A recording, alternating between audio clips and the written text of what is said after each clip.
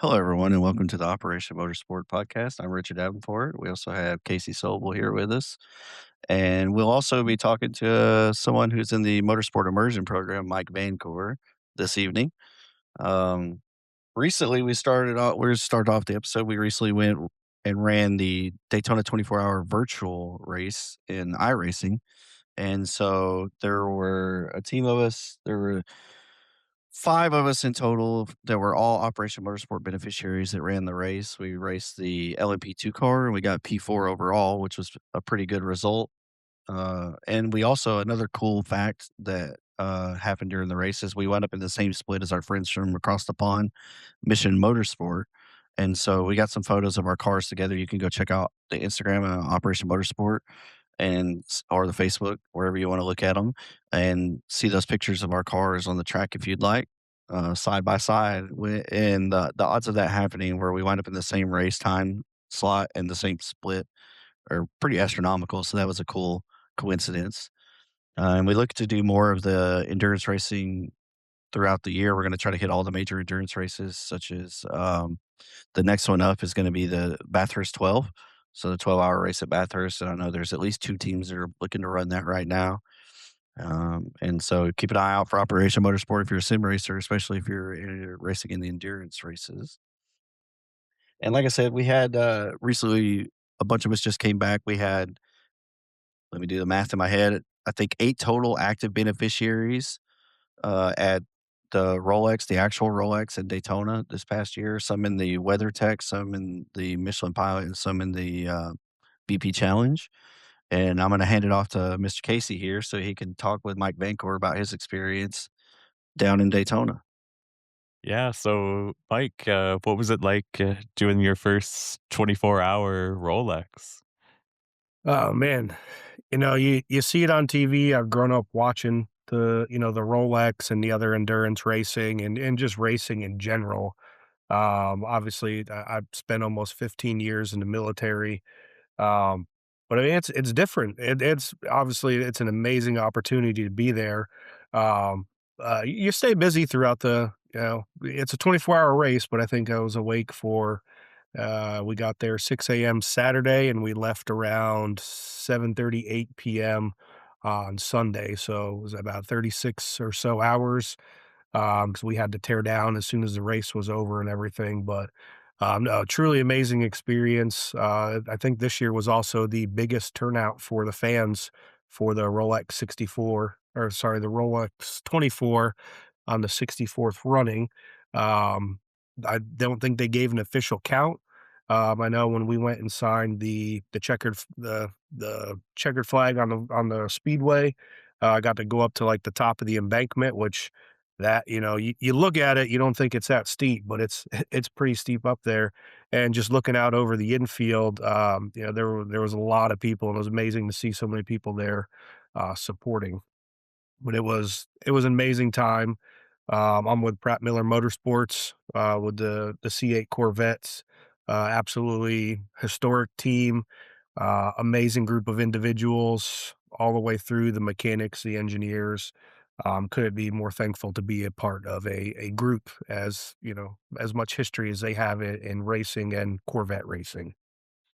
And you had kind of a little coincidence, didn't you? About 10 years ago, C8 Corvette. Yeah, so about 6 years ago, I was watching, the Rolex as I do almost every year, and I had happened to share a post, that was 2020. I believe that was the first race for the C8 Corvette with Pratt Miller, and I actually shared a post on Facebook, talking about watching that C8 put in some work, and then 6 years later, little did I know I would be at the Rolex and on that very team. Yeah, that's that's mind blowing to me. I think it's crazy what you can get out of this program. Like, just go from Absolutely, like, growing up playing, obviously like all of us, huge video games, PlayStation, the Need for Speed, the old Need for Speed Porsche, and then, PlayStation 2 and getting into Gran Turismo and, being at all these iconic tracks and with these teams of which majority of them are still around back then.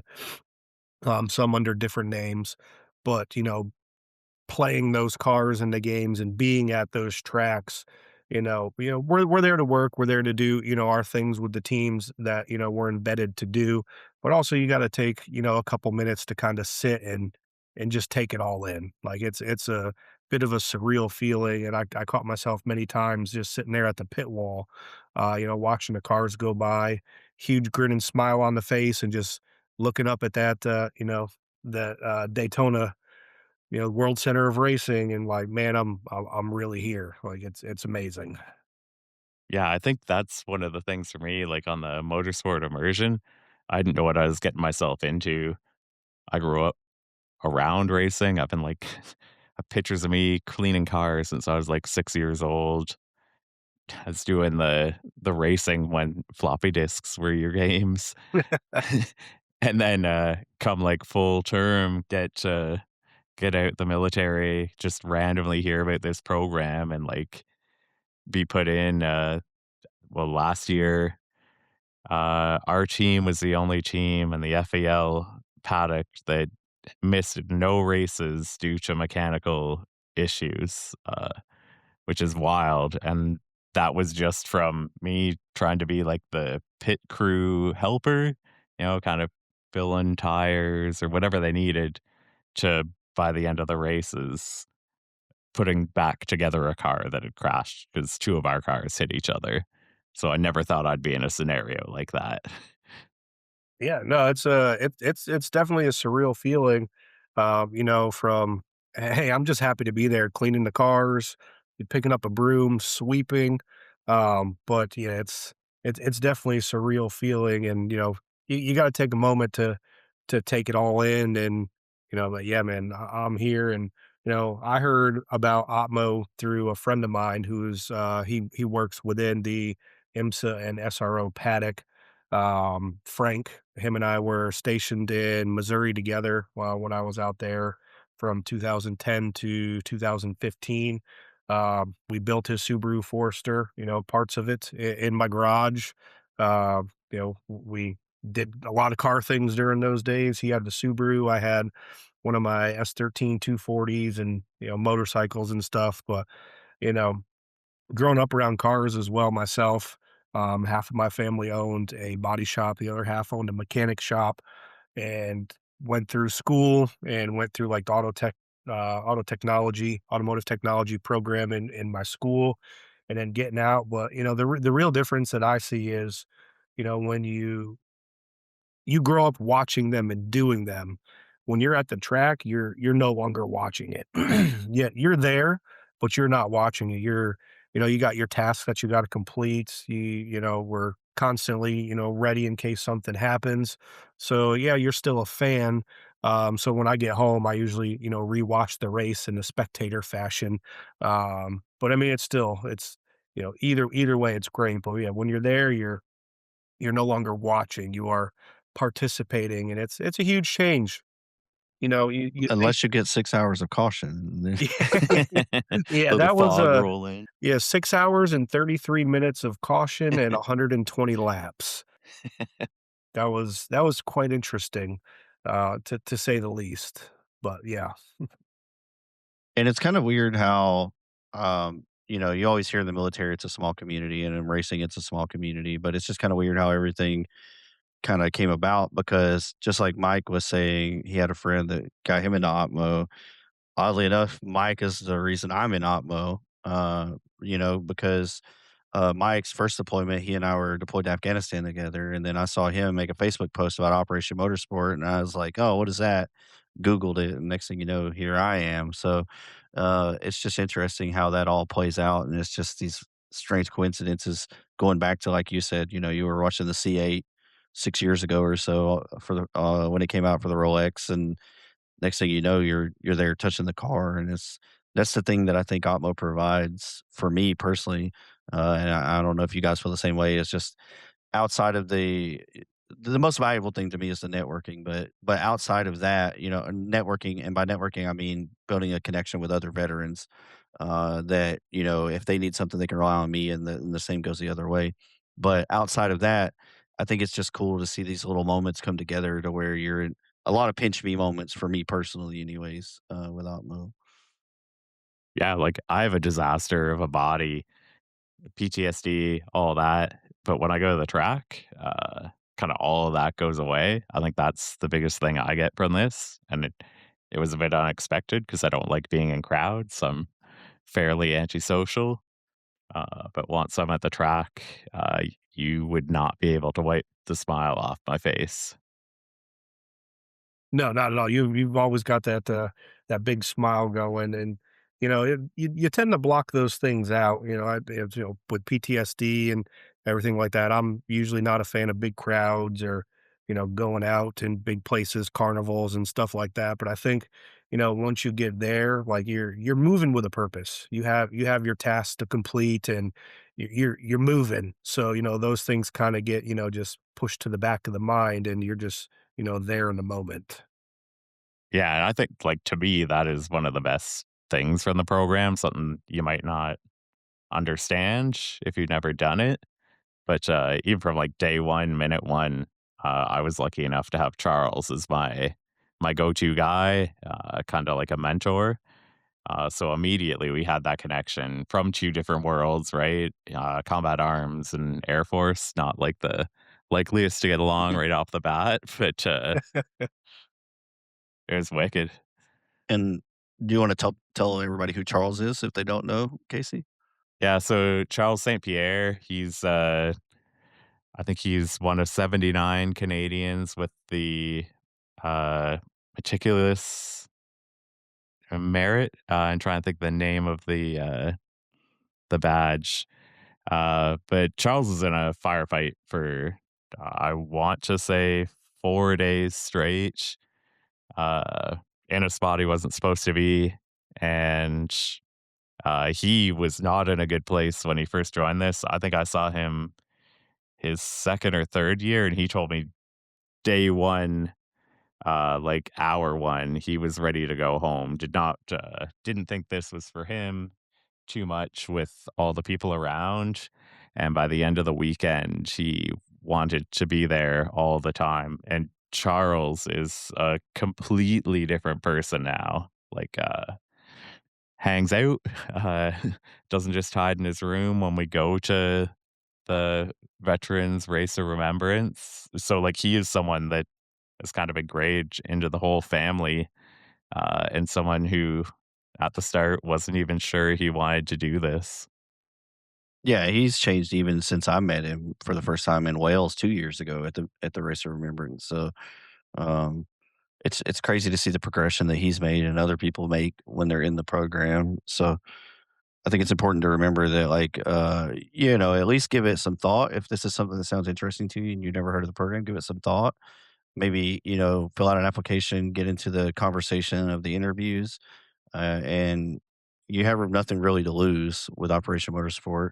It's not going to cost you anything to participate in the program.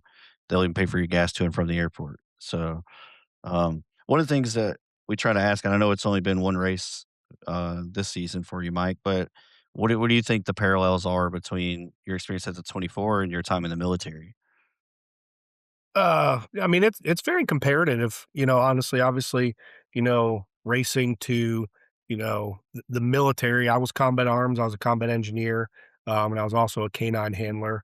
So, when I was a canine handler on my deployment, I did route clearance, but I was alone with my dog. And, you still have the command structure. You still have, we'll call your rules of engagement. You still have your basically your what we'd call your op order, your operations order. And on the race side of that, you've got your structure, you've got your chain of commands. Everyone has a job, and the biggest thing that I like to say is, everyone has their job, but everyone, for the most part, also knows everyone else's job. So if someone's lacking a little bit or just not having a day, hey, there's a pick me up. Hey, don't worry about it. Got it. So we kind of, one hand washes the other. We help each other. And when I got into this, that feeling was there. Just the team aspect of it. Obviously, like I said, motorsports to military, but your communications, your flow of information, the chain of command, and it's also a dangerous sport. People have lost their lives doing it, and one wrong move could cause that to happen. So you got to kind of be on top of your game, same as in the military. Like, you do your trainings, you do your field exercises, and you got to rely on that person to your left and your right. And if someone's slacking and that slack doesn't get pulled up, ultimately that could end up being someone's life. The race side of that, the same thing. You gotta make sure you're checking the buddies and making sure everything's good. Everyone's always watching out. It's very fast paced. You're making split-second decisions with things.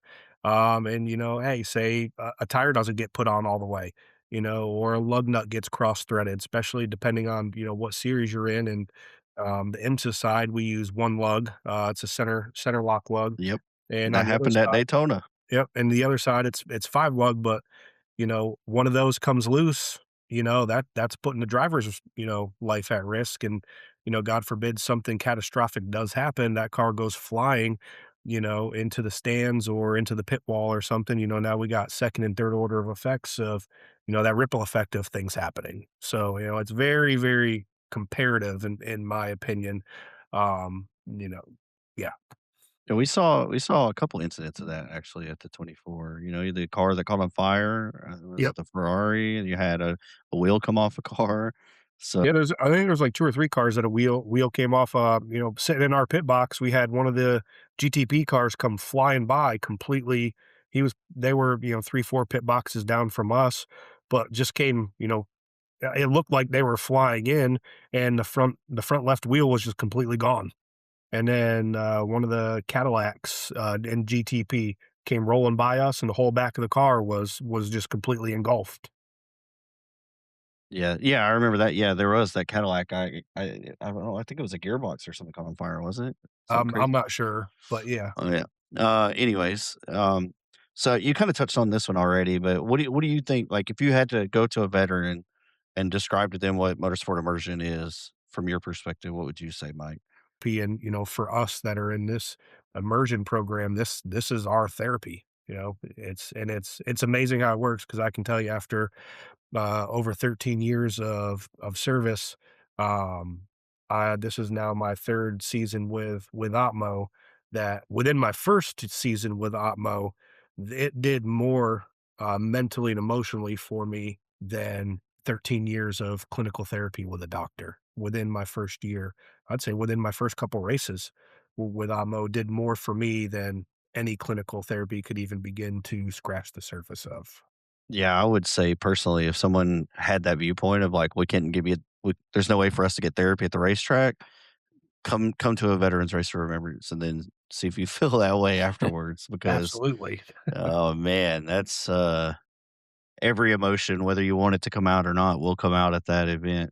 Uh, so I And I even just like if you go to a race, go talk to people in the paddock. One of the guys, my first year, I just asked him. I didn't know who he was, just showed up. I assumed he worked on the team. And he was like, "No, man, I'm a small engine repair guy, and I just don't want to be around my family every weekend. So these like whatever it was, 6 weeks, I come here and I'm here 17 hours a day, working my butt off because I find this calming, like, this is my therapy. So it's not just like a veteran thing. You'll find everyone at the track, and a lot of people are using it the same way. It's a therapy or like a way to get out of your bad headspace and just focus on one thing for the weekend. I think you have to be a special breed to be into racing to start with. You know what I mean? Like, it's definitely not for everyone, especially when you're on the working side of it. You know what I mean? Like, Yep. it takes a certain mentality, I would say. Yeah, and, like, for me personally, my body's a disaster. I wasn't sure where I'd be able to fit in, and I've been in the pits for You've been 3 killing it. years. So, like, my body hurts after, but, I mean, I enjoy it and I want to do it, so And I'm pretty sure we it's a covered blast. this in the first episode, but just to reiterate, there's more than just the pits you can work. There's a lot of different avenues you can take if you want to become a part of Operation Motorsport and you want to get involved in racing. For example, I'm a photographer, but I wouldn't say that's very healthy for your body either. Because like at Indy one year, I put 13 miles on my feet in one day with all my camera gear on my back. But I mean, there's things in hospitality, there's things in marketing, videography. There's a whole lot of stuff that you can get into if you're interested. Um, Mike, you got anything else you want to say about the Rolex or your experience or anything? No, I think I've summed it all up. It was an amazing, well, I'd say, once in a lifetime experience. Even sitting through the caution, I had dinner sitting on the pit wall, just looking out into the fog, and thinking to myself that there's people out there paying tens of thousands of dollars for that view, Yeah. and here I am eating dinner on the pit wall, just hanging out, and it's just keep saying it, but it's just a surreal feeling, over the years watching it, watching the teams, watching the sport progress, being in the cars, and then ultimately being there and doing it. It's truly life changing. Yeah, and Yeah, I some of you mean, guys, you go might ahead, not Casey. notice how much, your work will transfer over. Like, mine is pretty straightforward. I worked on aircraft for almost 20 years, and aircraft and cars, just instead of wanting to keep them in the air, you're trying to keep them on the ground. But, like, all of the even if you weren't in a technical job, if you break down what you do in a day, a lot of those things are happening at the track. Like, you might be the tire guy in charge of tires. If you worked in logistics, you took care of those kind of things. So don't think that you had to be a hard combat arms trade to be doing this. Like, you could be doing literally any trade in the military, and you're going to find how your work translates over, especially if you've had deployments. Yeah, yeah, no experience required. They'll train you up, and they usually put you on pretty low risk jobs, meaning that like if you mess up, it's not gonna completely destroy the whole team's weekend. You know what I mean? Yeah. So there, you definitely don't have to stress over. Oh my god, I'm gonna ruin a team's whole weekend over something I mess up. Yeah. Yeah. I don't think you're going to be hopping over the wall, putting on tires day one. I think I started out just washing cars down.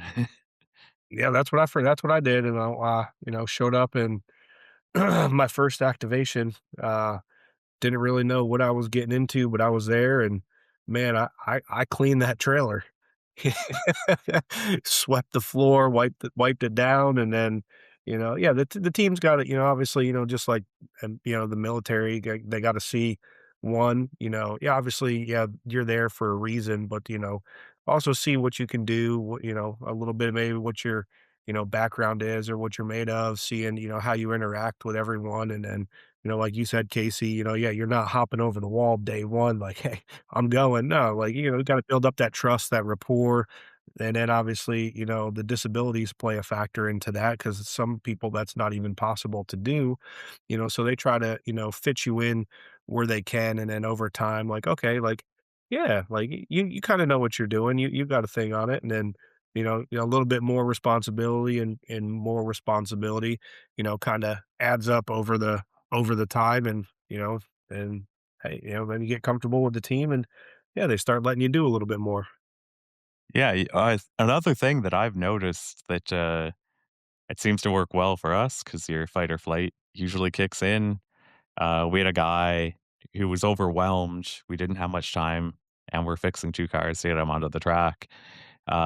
He didn't want to ask for help because I wasn't put onto his car, but he had like both front brakes to change, bleed, and then he still had to make sure the car was uh, had the proper weight and ride height.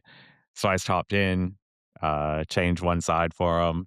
He was sweating bullets for the whole 40-minute race because he thought his brakes were gonna fall off, where I didn't have that fear because it's just you go into that mode. If you've changed a brake before, it's not anything crazy. But if you have the wrong mindset, like, that can happen to you, so it's just something to know. You might freeze if you've never been in that fight or flight kinda thing, or you might really excel and just hop in, take over for them.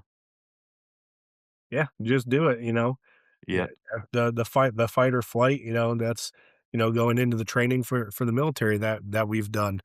Whether it's the Canadian side, the US side, you do so much training, you get so many repetitions in that it just becomes muscle memory. And the same with the car stuff. You get repetition, repetition, like before you know it, like you just did a whole process of whatever it is you're doing, and then you're like, oh man, I'm done. Like I didn't even think about that. Like I just did it. Yep. Yeah, and I think part of that too goes back to the military experience of where, like you have a mission you have to complete and like no one's like, what if I mess up on this mission? Like, no, you have to complete the mission. So that's your focus, right? Is like this is my target and I'm gonna engage it. Mm. Yeah, and if anyone's, like, listening to this and they don't really have any idea how a race weekend works, it is like, if you've ever been at an advance party or rear party for any deployment, TD, anything like that, like, there's nothing at the track. You show up, you set everything up, usually on, like, the Thursday, and by Sunday, you're just packing it all up and the track is empty again. So I just put it as like a real quick turnaround deployment. Yeah, it is very similar to a deployment in that fashion, I would say. I think it was Richard or someone that said, it's like you're building your fob, your forward operating base, downrange on deployment. There's no chow hall there. There's no tents or, your pit box. We look at that as like our little tent or our little talk that we would call them. None of that's there. And then you get there, the first few hours, everyone, humps and busts to get everything set up. And then, you have your fun, and then the end of the race comes and it's like you bend down to tie your shoelace and it's packed up and it's time to go home and everything's gone. Yep. I think Dave was the one that originated that train of thought of how everything looks like a fog, like it's an empty racetrack with a bunch of concrete. But it was either Dave or Nolan. But I remember specifically Nolan saying, if you think about it, like, you have in SRO and IMSA, they put up a chow hall, right? Like you have food and they have a chapel where you can go to church service. So it is very much, it's very much like a mini deployment. And I think, again, we talked about this in the first episode, but there's a lot of parallels that people just don't realize are similar between the military and racing, which is really cool. And they even Yeah. got the chaplain that comes around too, Tim. Uh, I think Tim Sawyer, I think is his Mhm. last name. I've had many conversations with him at the airport, and then I see him every race event. He's just walking around talking to everyone. So, whatever, your religious preference is, or, there's that there, that community there for you and support. And I know Tim's always walking around talking to people and just being there, if it's a neutral person or an ear that you need, you've got your chaplain support there and everything. So it's truly like a copy and paste. Like you take the military aspect and move it over, and you're going from tanks and guns and helicopters, and now you're just going to trucks and cars and things that go really really fast. Yep. And then, so for February, there's not a whole lot going on the real racing side of things, but we have a lot coming up in the e-motorsports world. We have, as I mentioned earlier, the 12 Hours of Bathurst, but we also have our e-motorsports league season 13 kicking off next month. And there's going to be some changes to that. So if you've been someone who's raced in it in the past, we're going back to multi-class racing, which is very exciting. We're going to have a combination of LMP2s, GT3s, and GT4 cars on the track, and also the Porsche pickup car will be in the mix as well. But we're also throwing in some 2.4-hour team endurance races, which is exciting because endurance racing is where my heart is, and that is very exciting to me that we're going to actually incorporate the endurance racing as part of the season for Operation Motorsport. And Casey's actually going to race with us for the first time this season. So, I mean, we're still trying to recruit Mike. We haven't It hasn't worked yet, but we're still trying. I'm getting there. I'm getting there with it. So I've got the base and everything. I've just got to get a computer set up, and I've just got to get a actual like monitor instead of a TV. But we got progress. I'm getting ready to start school in March. So, we're one thing at a time. Yeah, and it's going to be a long season. We're going to be running every other week instead of weekly like we were in the past. So it'll run from February to May, which should be that's good because it gives people more time to practice. And so hopefully you should have more exciting, clean racing happening. Um, Sign up should be happening soon. Keep an eye out on the website operationmotorsport.org if you're interested in signing up for the league. Or, just check out the website in general if you're curious about the organization or if you're looking for an organization to support with your donations, because 98% of all of the donations go directly to beneficiaries like myself, Casey, and Mike. We don't have a brick and mortar facility, so there's no overhead costs on that front. So, your money is going exactly where they say it is. And that's what gets us to and from all of these races and pays for our, lodging and travel and food if the teams aren't providing it. Yeah, and Uh, if you do have a sim rig already, like the e-motorsports is a good way to dip your feet in, kind of get to know the guys and get an idea of what you might be getting yourself into too. yeah, and the good thing about the league is this is open to all skill levels. So whether you're a 10,000 I rating driver, which if you are, by all means, I can look me up on Discord or on my Instagram and we'll talk because I need coaching. Uh, but whether you're a 10,000 I rating guy or you're brand new to sim racing, you're all welcome. And part of the good thing about that community is we're still in a little bit from next month's podcast, but part of the good thing about the community is that everybody is there to build each other up.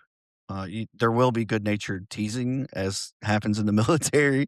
So just prepare for that. But everybody's there to build each other up. And we all want to see everyone enjoy sim racing and get better. And so that's a huge focus of the league. So definitely don't just like we said with the Motorsport Immersion Program. You don't have to have experience. Just jump on in and join us. Yeah, you'll probably be faster than me, so Probably be faster than me. I'm not fast either. But I think that's pretty much everything, Casey, unless you got anything else. no, I think that's it. Just if you're thinking about joining, go to the website and just fill in that application form. It's the biggest thing I see people hesitate on is just taking that very first step. So once you do that, I don't think you'll regret your choice.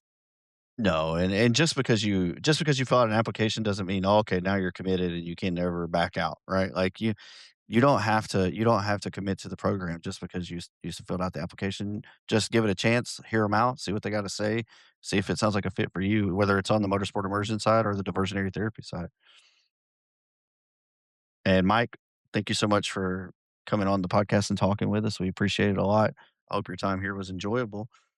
Absolutely. Thank you guys. I appreciate it very much. And yeah, like they both said, you know, check it out. You'd be surprised at what the organization and what this could do for yourself. Thank you guys. Yeah, thank you. And thank you again, everyone, for listening. Hope you all have a good evening. Yeah. Catch you next time.